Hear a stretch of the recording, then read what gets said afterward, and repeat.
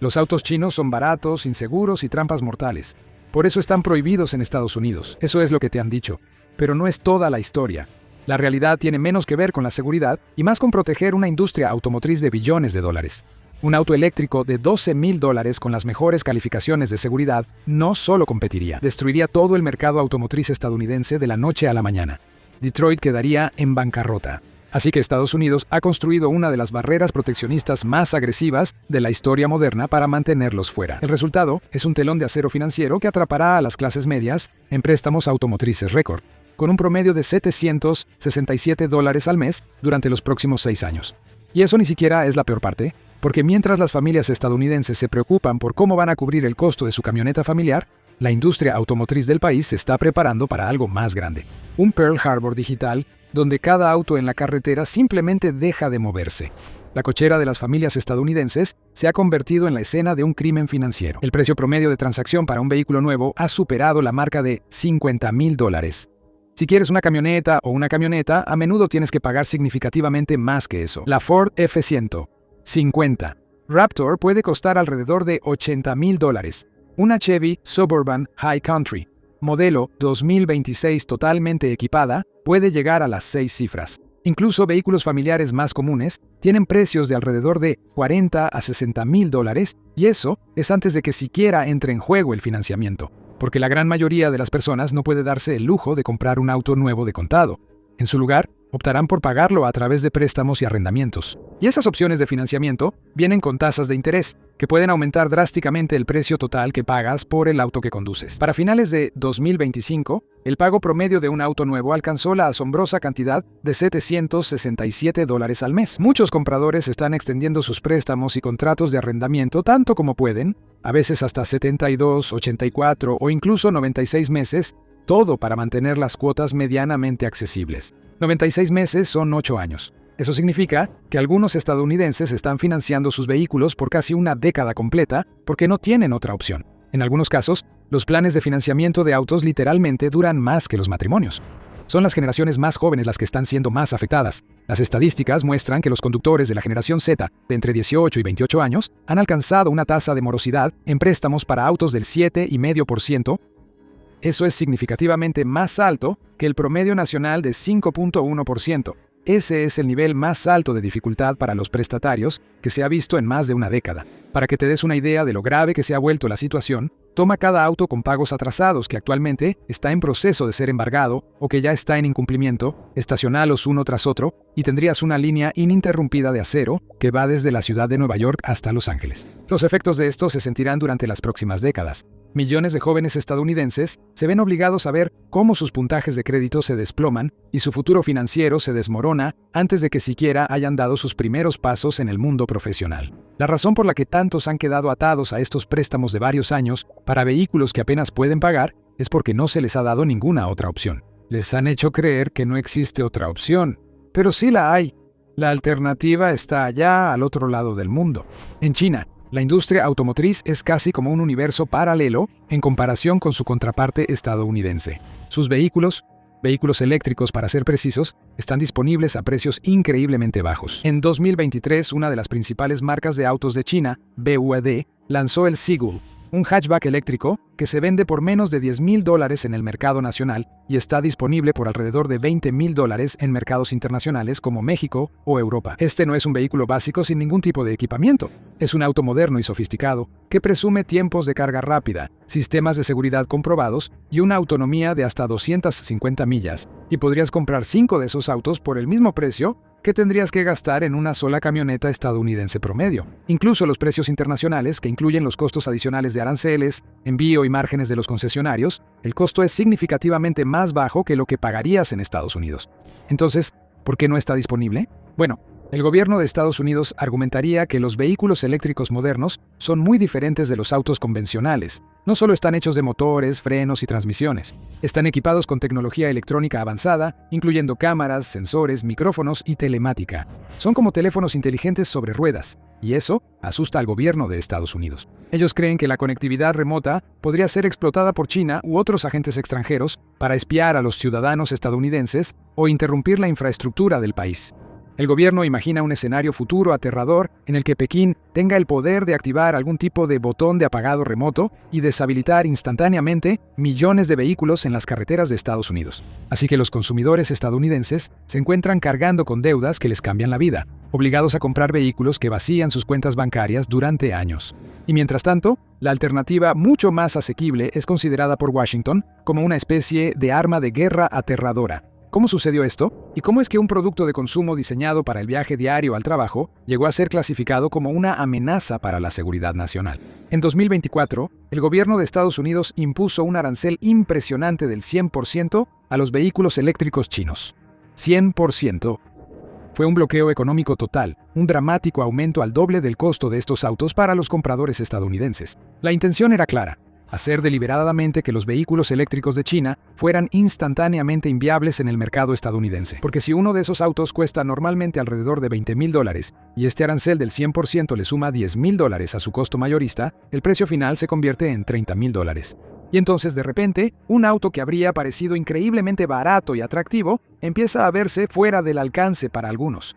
En otras palabras, está condenado al fracaso. Mientras tanto, las marcas estadounidenses siguen monopolizando el mercado. Imagina que entras a tu tienda de abarrotes local y ves que el precio de una barra de pan de repente subió un 50%. E imagina que el gobierno dice que impuso ese cambio de precio para proteger a tu panadería local, que cobra $15 por barra. Eso es, en esencia, lo que pasó aquí. Y la rapidez e intensidad de esta decisión reveló lo aterrorizado que estaba Washington por estos autos chinos baratos, porque no es una política comercial normal imponer aranceles tan extremos a productos extranjeros. Los aranceles del 100% generalmente se consideran medidas extremas reservadas para emergencias reales. Pero según Washington, esto era una emergencia.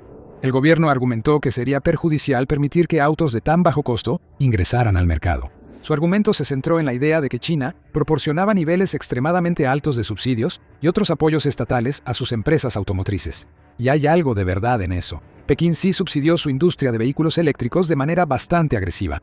Pasó años y gastó enormes cantidades de dinero construyendo la infraestructura necesaria para impulsar su revolución de vehículos eléctricos. Eso incluyó plantas de fabricación de baterías y sistemas de carga a escala industrial. Pero aquí está la parte que Washington pasó por alto. Estados Unidos también subsidia fuertemente su industria automotriz. Proporciona literalmente miles de millones de dólares en subsidios a través de la Ley de Reducción de la Inflación, o IRA. También hay enormes subvenciones para la manufactura dirigidas a los grandes de la industria, como Ford y GM. También hay hasta $7,500 en créditos fiscales para los consumidores que compran vehículos fabricados en el país. Las grandes empresas automotrices recibieron enormes préstamos a bajo interés para ayudarlas a invertir en tecnologías de vehículos eléctricos. Esto efectivamente trasladó el riesgo de la transición a vehículos eléctricos de esas empresas a los contribuyentes estadounidenses. Así que, mientras el gobierno criticaba a China por sus subsidios, era culpable de hacer exactamente lo mismo. Nunca se trató de que los subsidios fueran malos. Siempre se trató de que los subsidios de China podían amenazar nuestros propios subsidios. Así que llegamos a la aterradora verdad: el fin del capitalismo de libre mercado en el sector automotriz estadounidense. Ya no es una competencia entre marcas para ver cuáles ofrecen la ingeniería más eficiente o quién puede optimizar su manufactura para producir los mejores autos a los mejores precios. Es algo mucho más feo: un mercado manipulado por el gobierno estadounidense. Washington está eligiendo a los ganadores de su industria automotriz. Está construyendo fortalezas financieras a su alrededor para mantener a todos los demás fuera. Hace afirmaciones falsas sobre la competencia justa y la seguridad, pero al final, la única razón por la que existe el arancel es para asegurarse de que los consumidores estadounidenses solo puedan comprar vehículos eléctricos subsidiados por Washington. Pero si no se trata de competencia justa, ¿quién realmente exigió esta barrera del 100%? Piensa en la industria automotriz estadounidense y de inmediato vienen a la mente tres grandes nombres: General Motors, Ford y Stellantis, la empresa matriz de marcas conocidas como Chrysler y Jeep. Juntos representan el imperio de Detroit. Durante décadas dominaron el mercado automotriz. Moldearon la vida en los suburbios de Estados Unidos, controlaron las carreteras e impactaron economías regionales enteras. Y a medida que crecían en tamaño y riqueza, su poder también aumentaba. En poco tiempo, no solo impactaban pueblos y ciudades, sino estados enteros. Esto, a su vez, incrementó su influencia política en Washington, D.C. Con el paso del tiempo, estas empresas usaron su influencia y riqueza para reescribir las reglas del mercado automotriz estadounidense de maneras que les harían ganar aún más dinero. Eso significó un cambio gradual de los autos de pasajeros asequibles hacia vehículos más grandes, pesados y lujosos. Ocurrió lentamente, pero con el paso de los años, ciertos tipos de autos comenzaron a desaparecer de las carreteras del país. Los sedanes pequeños y los hatchbacks compactos desaparecieron, junto con otros vehículos de nivel de entrada que son comunes en otros países del mundo. Las tres grandes cambiaron hacia vehículos más grandes con márgenes de ganancia más altos. En cuanto a sus resultados financieros, este cambio tenía mucho sentido. Empresas como Ford ganan mucho más dinero vendiendo camionetas pick-up de tamaño completo y SUVs premium de lo que jamás ganarían vendiendo hatchbacks familiares sencillos. Al enfocarse más en estos vehículos de alto margen y eliminar gradualmente las alternativas más pequeñas, dejaron a los compradores con cada vez menos opciones. Eventualmente, llegaron al punto con el que siempre habían soñado. Todos tenían que comprar un auto de $50,000 si querían ir del punto A al punto B. Pero todo este modelo y la propia supervivencia de las tres grandes empresas dependía de asegurarse de que ningún competidor más barato pudiera entrar al mercado. No podía haber otra opción asequible para el público estadounidense. Luego llegaron los fabricantes chinos de vehículos eléctricos, ofreciendo autos como el Seagull. Por apenas unos $12,000, la industria automotriz estadounidense no puede competir con eso. Los tres grandes no iban a permitir que eso sucediera, así que empezaron a aprovechar el poder que habían acumulado en Washington a lo largo de los años. Usaron todas las armas a su disposición y todos los trucos de su manual para preservar el status quo. Al final, todo se redujo a invertir enormes cantidades de dinero en esfuerzos de cabildeo dirigidos a subcomités del Senado y a los funcionarios del Poder Ejecutivo. Su objetivo era claro: mantener a China fuera. Para lograrlo, presentaron a los autos eléctricos chinos no solo como un desafío económico, sino como una invasión industrial contra la que Estados Unidos debía defenderse. Advirtieron sobre un colapso de la industria automotriz similar al de los paneles solares, recordando a los legisladores cómo los sistemas de paneles solares chinos baratos entraron al mercado estadounidense. Las marcas locales fueron desplazadas y el sector solar nacional fue prácticamente eliminado. Dijeron que exactamente la misma situación ocurriría en la industria automotriz, pero a una escala aún mayor. Las líneas de ensamblaje que habían estado operando durante décadas en Detroit y otros lugares se apagarían y se perderían millones de empleos. Pero Detroit no podía simplemente salir y decir: no queremos que esos autos chinos baratos lleguen aquí porque no podemos competir con ellos. Necesitaban un argumento más concreto y convincente, algo que realmente pudiera resonar con el público. Y lo encontraron. Si le preguntas al estadounidense promedio qué piensa sobre los autos chinos, muchos sin duda sacarían el tema de la seguridad. Podrían hablar de cómo las empresas chinas toman atajos. Podrían mencionar las baterías peligrosas que pueden explotar en cualquier momento, o incluso la falta de pruebas de seguridad rigurosas. Algunos incluso describirían los autos chinos como trampas mortales. Estas ideas y estereotipos están profundamente arraigados en el panorama mediático estadounidense y en la percepción pública más amplia de la industria automotriz de Pekín. Y hay una razón para eso, pero no es la que te han hecho creer. Claro, hubo fallas catastróficas al principio, como pruebas de choque con 0 estrellas y colapsos de cabina en 2005, pero también es el resultado de años de propaganda y campañas de lavado de cerebro financiadas por los gigantes automotrices de Detroit. Durante años, Ford, GM y otros construyeron y difundieron la narrativa de que los autos chinos eran inseguros. Era una narrativa increíblemente útil para ellos. El miedo es una fuerza poderosa. Si la gente tenía miedo de los vehículos chinos, nunca querrían comprar uno. Además, estarían más que dispuestos a pagar un precio significativamente más alto por autos con una etiqueta que dijera «Hecho en EU» en la parte trasera. Esos 20 o 30,000 extra eran el costo de mantener a su familia segura. De repente, compañías como Ford parecían nobles y honorables. Ellos estaban haciendo un esfuerzo adicional para proteger a sus conductores y pasajeros. Las empresas chinas eran vistas como las malvadas y codiciosas, que evitaban la seguridad en favor de lo más barato y fácil de fabricar. Y todo eso se desmorona cuando lo miras más de cerca. El mito del auto chino peligroso se rompió por completo cuando vehículos como el BYD Dolphin y el Atto 3 entraron al mercado europeo, que está altamente regulado. Si realmente fueran trampas mortales sobre ruedas, no tendrían ninguna posibilidad de venderse en lugares como Francia y Alemania. Si los estereotipos fueran ciertos, estos autos reprobarían el programa europeo de evaluación de autos nuevos. Es una de las revisiones de seguridad vehicular más completas de todo el mundo. No fue así. Lo aprobaron con excelentes resultados. Tanto el Dolphin como el Atto 3 obtuvieron 5 estrellas en las calificaciones de seguridad de NCAP. Igualaron o incluso superaron las puntuaciones de algunos de los vehículos mejor calificados de Estados Unidos, como el Ford Mustang Mach-E y el Tesla Model 3. En cuanto a las baterías que explotan, ese mito también fue desmentido. La propia batería Blade de BYD pasó esencialmente la prueba de penetración con clavo, que es el estándar de la industria. Está diseñada para simular el tipo de daño que puede hacer que las baterías estallen en llamas de repente. El fabricante chino incluso compartió videos en línea mostrando cómo los clavos entran en sus celdas de baterías sin que se incendien. Fue una hazaña que muchas de las baterías NMC del mundo occidental no pudieron replicar. Los vehículos pasaron prueba tras prueba y cumplieron con un estándar de seguridad tras otro, y la narrativa de que los autos chinos eran inseguros se vino abajo. Eso no significa que los autos chinos sean perfectos, o que ninguno de ellos presente ningún problema de seguridad. Siempre hay áreas de mejora, pero lo que revelaron las pruebas fue que los autos chinos no eran más peligrosos que los estadounidenses. En muchos aspectos, incluso eran más seguros. Con el mito de la seguridad destruido, el gobierno necesitaba una nueva razón irrefutable para mantener estos autos fuera de Estados Unidos. Entra en escena el caballo de Troya. A medida que los argumentos económicos y de seguridad empezaron a desmoronarse, Washington orquestó un giro rápido y sorprendente en una dirección aún más extrema. Comenzó a argumentar que los autos chinos eran una amenaza para la seguridad nacional. Aunque eso pueda sonar ridículo, el argumento de Washington fue elaborado de manera fría y calculada. Aprovechó décadas de adoctrinamiento público y temores ampliamente compartidos sobre China, su partido comunista gobernante y la amenaza que representaba para el estilo de vida estadounidense. Las bases se sentaron en 2024. El Departamento de Comercio de Estados Unidos, DOC, llevó a cabo una investigación sobre los llamados riesgos sistémicos que representan los vehículos conectados provenientes de China y otros países que podrían ser clasificados como adversarios de Estados Unidos. Los hallazgos de esa investigación fueron alarmantes. El DOC explicó con lujo de detalle cómo los vehículos modernos podrían ser convertidos en plataformas de guerra cibernética.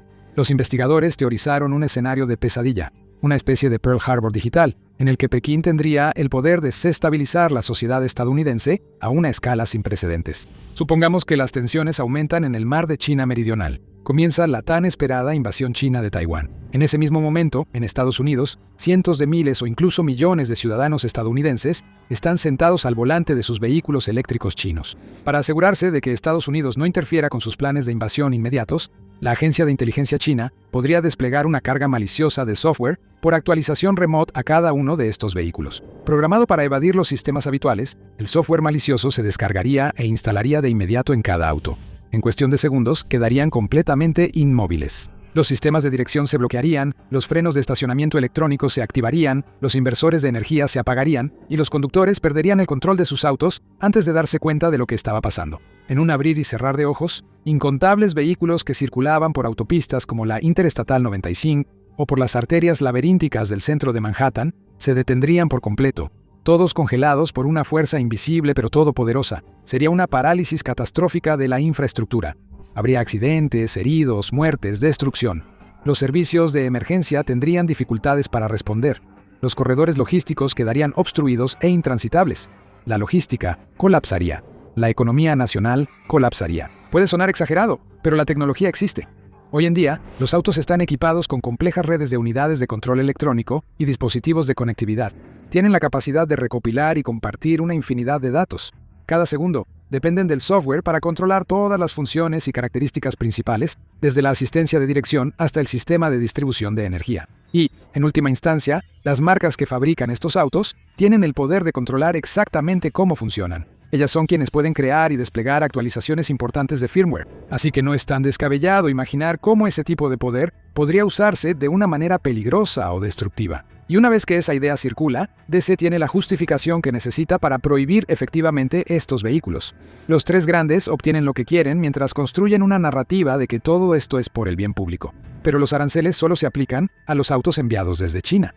Entonces, ¿qué pasa cuando los autos se están fabricando justo al lado? Con el muro arancelario vigente, parecía que el gobierno de Estados Unidos había ganado. Había hecho casi imposible que Pekín trajera sus vehículos eléctricos al mercado estadounidense y tuviera siquiera una pequeña oportunidad de competir con empresas como Ford y General Motors. Al menos, así es como parecía. Pero China no iba a rendirse tan fácilmente. No pasó mucho tiempo para que los estrategas de Pekín encontraran una laguna legal. Se dieron cuenta de que los aranceles del 100% se aplicaban según estrictas reglas de país de origen para la fabricación y los componentes principales. Eso significaba que ensamblar autos en México solo evita los impuestos si suficientes partes se fabrican localmente, no solo evitando los puertos chinos. Entonces, si puede fabricarlos y exportarlos desde un lugar mucho más cerca del consumidor estadounidense, esos aranceles quedarían en efecto anulados. Así que las grandes marcas chinas como BYD y MG empezaron a mirar hacia el sur, hacia México, hicieron planes y rápidamente los pusieron en acción. Acordaron la compra de terrenos y comenzaron la construcción de nuevas plantas automotrices multimillonarias en suelo mexicano, a poca distancia de la frontera con Estados Unidos. Desde una perspectiva empresarial, fue un golpe de genialidad. México ya es un importante centro de fabricación automotriz. Tiene mano de obra relativamente barata y un historial comprobado de envío de vehículos a Estados Unidos.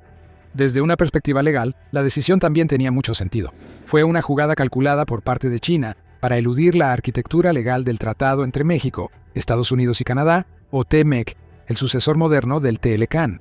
De acuerdo con las disposiciones establecidas en el TMEC, cualquier automóvil fabricado en una de las 3 naciones signatarias puede cruzar las fronteras de las otras naciones sin pagar aranceles, pero debe cumplir con ciertas reglas y requisitos. Cada vehículo debe obtener el 75% de sus componentes y valor estructural de mano de obra y materiales norteamericanos. Al llevar su infraestructura de manufactura a México, utilizando acero local y confiando en trabajadores mexicanos para el ensamblaje, Pekín estaba seguro de que podría cumplir fácilmente con la restricción del 75%. Los autos dejaron de ser importaciones chinas para convertirse en productos norteamericanos. Era como si China hubiera encontrado una puerta trasera secreta al mercado estadounidense. Y si este plan funcionaba, pronto podría fabricar vehículos como el BYD Seagull en México, transportarlos a través de la frontera hacia Texas. Todo mientras no pagaba ningún impuesto en el proceso. De nuevo, Estados Unidos estaba desesperado por evitar que esto sucediera. Se desató una carrera contrarreloj en las oficinas del representante comercial de Estados Unidos, o USTR. Los diplomáticos de Washington se pusieron en contacto con sus homólogos mexicanos y argumentaron que si estos caballos de Troya chinos entraban en su territorio, estarían violando directamente el espíritu del TMEC. Incluso amenazaron con implementar medidas agresivas en respuesta. Esto incluía la posible invocación de la cláusula de terminación del TMEC, lo que podría llevar a que todo el acuerdo se desmoronara. Tendría consecuencias desastrosas para la economía mexicana. México cedió. El gobierno empezó a retirar algunos de los incentivos que antes había ofrecido a las empresas automotrices chinas. De repente, se volvió más complicado y difícil para ellas establecer sus instalaciones dentro del país. Mientras algunas de esas empresas anunciaron que estaban pausando sus planes en México, otras siguieron adelante con la expansión. El futuro sigue siendo cada vez más incierto, con una posibilidad muy real de que, inevitablemente, aparezcan más plantas automotrices chinas en México. Pero incluso si los autos se ensamblan en México, el software que los impulsa seguirá siendo controlado en Shenzhen, lo que nos lleva a la causa raíz de toda la prohibición. Las disputas comerciales, el cabildeo corporativo y las campañas de relaciones públicas son solo ruido de fondo. La causa más profunda y oscura del conflicto industrial se debe al drama geopolítico. Estamos presenciando un cambio dramático, generacional e irreversible en el escenario global. El desacoplamiento gradual pero definitivo de Estados Unidos y China. Ambas naciones han tenido sus desacuerdos a lo largo de los años, pero han tendido a dejar esos problemas de lado para disfrutar de los beneficios del comercio globalizado.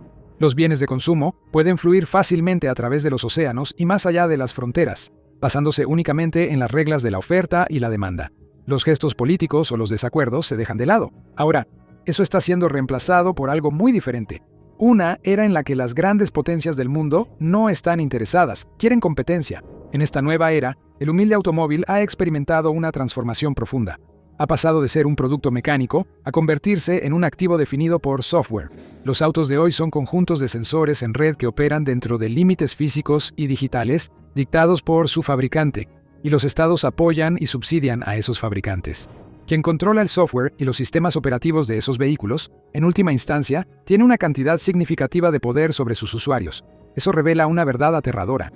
Las compañías automotrices de hoy, sin importar si son estadounidenses, chinas o europeas, todas tienen el poder de inutilizar vehículos de forma remota desde cualquier parte del mundo. Y las repercusiones de esa capacidad son enormes. Supongamos que un consumidor incumple con el pago de su arrendamiento de auto o que un vehículo es reportado como robado. La corporación detrás de esto puede simplemente emitir una orden desde cientos o incluso miles de millas de distancia y hacer que el vehículo se detenga de repente. Con solo hacer clic en un mouse o tocar una pantalla, estas compañías pueden convertir vehículos de $50,000 en bloques inmóviles de plástico y metal. La infraestructura ya existe. Está integrado en cada nuevo vehículo eléctrico a medida que sale de las líneas de ensamblaje. Esta es la verdadera amenaza que enfrenta Estados Unidos. Según la ley china, todas las entidades corporativas nacionales y los ciudadanos están legalmente obligados a apoyar, asistir y cooperar con los esfuerzos de inteligencia nacional. Si una empresa automotriz como BYD o Geely es contactada por el Partido Comunista Chino y se le pide que comparta acceso a sus redes de datos de ubicación en tiempo real, transmisiones de cámaras, grabaciones interiores o incluso sistemas de control remoto de vehículos, no puede negarse, tiene que cumplir. Esto potencialmente pone al gobierno chino a cargo de millones de vehículos en docenas de países en todo el mundo. Es el escenario de un Pearl Harbor digital, pero peor. China no solo tiene el poder de desactivar estos vehículos cuando quiera, también podría convertirlos en activos de recopilación de inteligencia. Los autos podrían recolectar desde datos biométricos hasta datos acústicos de sus clientes. Es fácil imaginar cómo un poder tan inmenso podría ser mal utilizado. Es una amenaza sin precedentes que ninguna superpotencia soberana puede permitir. Así que la prohibición de Washington sobre los vehículos chinos no es producto de la paranoia después de todo, ni se trata completamente de mantener el mercado en manos de las grandes marcas nacionales. En el fondo, es una decisión de seguridad nacional. Se trata de que Estados Unidos cierre las puertas ante una amenaza potencialmente existencial. Y hasta ahora ha tenido éxito. Pero, ¿a qué costo? Porque al bloquear estos vehículos, puede que hayamos saboteado nuestro propio futuro en el proceso. La crisis climática, emisiones netas cero, energía renovable. Durante años y con creciente regularidad, el público estadounidense ha escuchado estos términos repetidos hasta el cansancio por políticos y responsables de políticas públicas. Se les ha sermoneado sobre los peligros del calentamiento global y la importancia de alejarse de los combustibles fósiles. Sin embargo, en los niveles más altos de los pasillos del poder, la maquinaria política estadounidense ha operado de manera descaradamente hipócrita y contradictoria. Dicen una cosa, pero hacen exactamente lo contrario. Quienes diseñan las políticas públicas afirman que están comprometidos con estos ambiciosos marcos ambientales y con el concepto de emisiones netas cero para 2050. Comparten planes para la adopción masiva de vehículos eléctricos para ayudar a descarbonizar el sector del transporte y reducir las emisiones. Sin embargo, sus decisiones cuentan una historia diferente. Cuando esas mismas personas se enfrentaron a la elección entre alcanzar sus objetivos ecológicos y mantener una especie de postura proteccionista nebulosa contra China, eligieron lo segundo sin dudarlo ni un momento. Levantaron una barrera arancelaria. Y al hacerlo, no solo prohibieron los autos chinos, prohibieron sistemáticamente la oferta mundial más eficiente de transporte limpio. Eso no importaría tanto si Estados Unidos ya estuviera en camino de igualar la infraestructura de vehículos eléctricos de China. Pero no es así. Está muy rezagado. Los modelos de investigación sugieren que las políticas de Washington, las restricciones a las importaciones asequibles y las limitaciones de materias primas están frenando la adopción de vehículos eléctricos en Estados Unidos. Como resultado, el plazo proyectado para alcanzar que los vehículos eléctricos alcancen el 50% de las ventas de autos nuevos de pasajeros se ha retrasado de 2034 a 2039. Con la velocidad a la que evoluciona la crisis climática, 5 años no es poco tiempo, es enorme. Y tendrá consecuencias enormes para el medio ambiente. Durante ese tiempo, se fabricarán, venderán y conducirán millones más de motores de combustión interna en las carreteras estadounidenses. Consumirán miles de millones de galones de combustibles fósiles y liberarán toneladas métricas de dióxido de carbono y contaminantes a la atmósfera. La hipocresía es evidente. El Estado dice que quiere salvar el planeta, pero ha hecho imposible que los ciudadanos compren los vehículos asequibles necesarios para lograrlo, solo porque resultan venir de China. La realidad es que, si se permitiera la entrada de autos chinos al mercado, la gente los compraría. Eso sería mejor para el bienestar del planeta. En cambio, la gente se enfrenta a elegir entre SUVs convencionales o los vehículos eléctricos estadounidenses, que son aún más caros. No tienen la holgura económica para pagar estos modelos caros, así que los efectos negativos de los autos de combustibles fósiles siguen perpetuándose. Al prohibir el vehículo eléctrico de $12,000, el gobierno de Estados Unidos ha convertido la transición ecológica de un movimiento para las masas en una declaración de lujo y estatus. Está reservado exclusivamente para la clase media alta. Al consumidor estadounidense promedio, se le dice que haga su parte mientras, en la práctica, los precios lo dejan fuera de esa posibilidad. Se ven obligados a quedarse al margen y ver cómo el mundo arde. Se han convertido en la víctima definitiva en una guerra que nunca quisieron. Estados Unidos ha tomado una decisión definitiva que resonará durante años. Washington tuvo la oportunidad de impulsar una revolución verde asequible, una que uniría a la economía global. En cambio, ha decidido cerrar las puertas, ponerse rojo y desarrollar una economía fortaleza de alto costo y alta deuda.